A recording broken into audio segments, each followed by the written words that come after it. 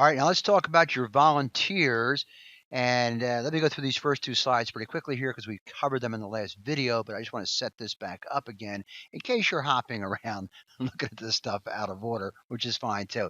So volunteers are those dedicated individuals who do all the hard work to make your charity event successful.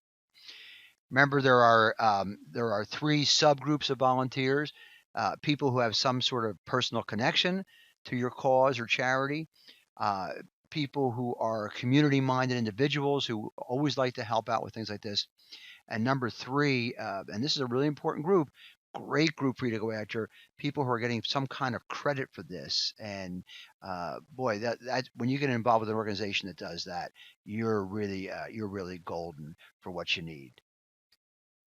All right, listen, now you're motivated to build this charity event for some reason. I mean, maybe you have a personal connection, maybe you have a commitment of some sort to this. Remember, your volunteers may not have the same motivation you do, especially if they're a group that's getting credit for it. I mean, they're in it for a different reason than you're in it. That's okay.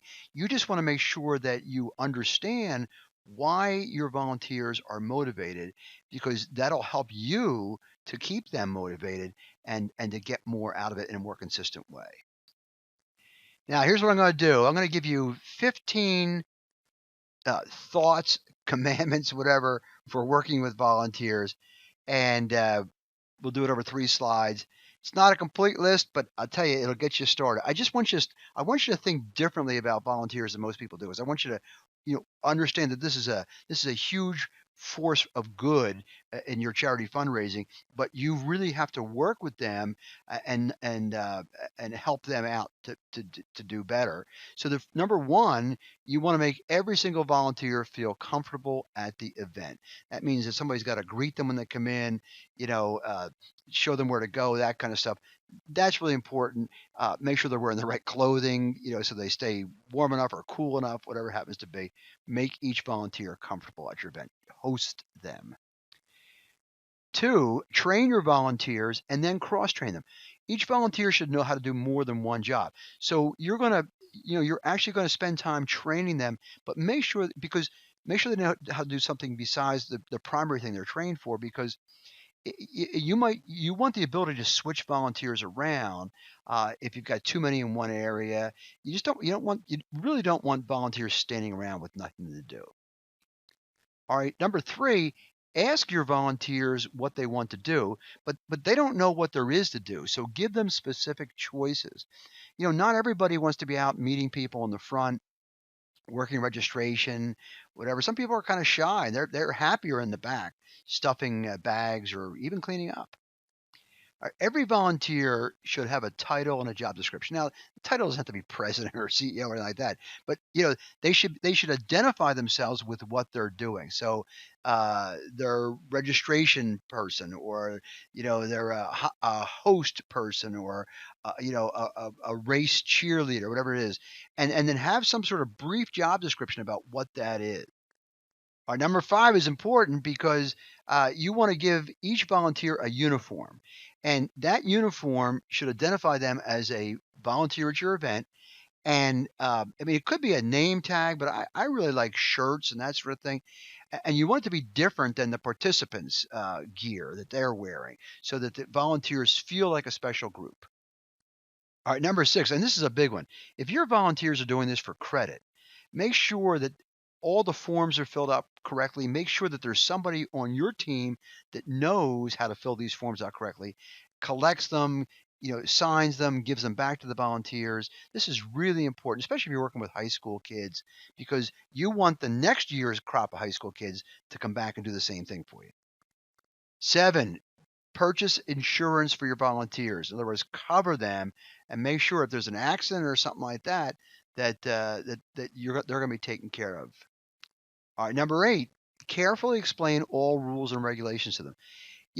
I just was involved with an LPGA tournament that was using volunteers, and boy, they spent a lot of time explaining the rules of golf to them, because they were out on the course and they needed to know how to behave there. So that's really important. Now, number nine, this is a big one. You know, Don't let your volunteers handle cash unless they're properly supervised because you don't want some money to be missing and there'd be some suspicion or something like that. Just a terrible thing. So don't put them in that position.